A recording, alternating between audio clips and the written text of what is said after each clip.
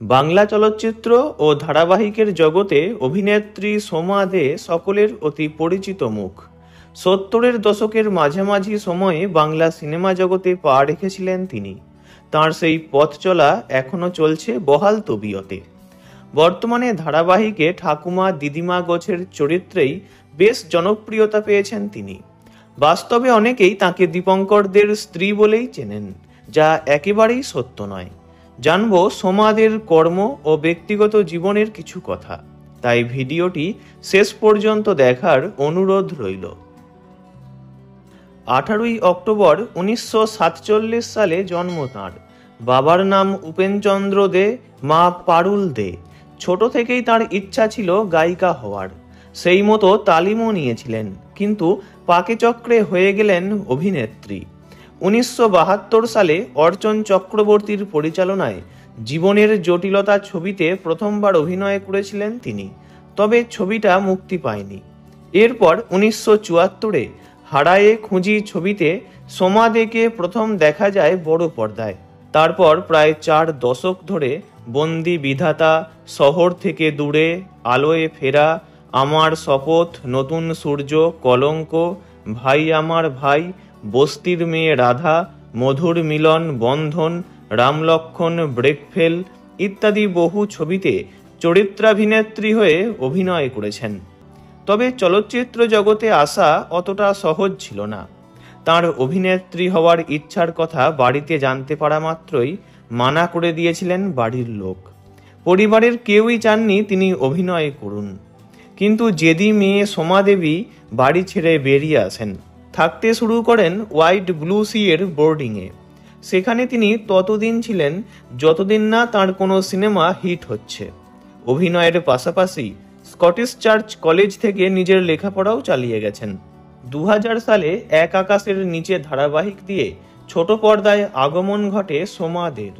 এরপর অগ্নিপরীক্ষা, বেহুলা, যমুনা ঢাকি, খুকুমণি home delivery, মাধবীলতা, জগদ্ধাত্রী, মুকুট, তুমি আশেপাশে থাকলে ইত্যাদি অনেক ধারাবাহিকেই কাজ করেছেন। বর্তমানে সোলক শাড়ি ধারাবাহিকে দেখা যাচ্ছে তাকে। বাস্তব জীবনে অনেকেই তাকে দীপঙ্কর দের স্ত্রী বলেই জানতেন, আর এই মিথ চলেছে কয়েক দশক ধরে। কারণ হলো পর্দায় দীপঙ্কর দের স্ত্রীর ভূমিকায় অনেকবারই অভিনয় করেছেন সোমা দে। সোমা দেবীর প্রথম ছবি হারায়ে খুঁজিতে নায়ক ছিলেন দীপঙ্কর দে।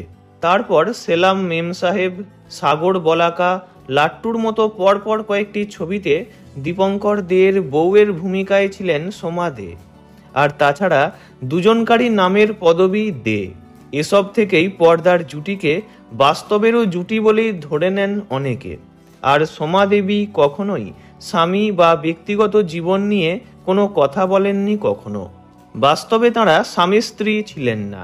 দীপঙ্কর দের প্রথম স্ত্রী ছিলেন এক অবাঙালি মহিলা, বান্টি রোজ দে, আর দ্বিতীয়বার দোলন রায়কে বিয়ে করেছেন তিনি। আর সোমাদের স্বামীর নাম বিবেক চট্টোপাধ্যায়।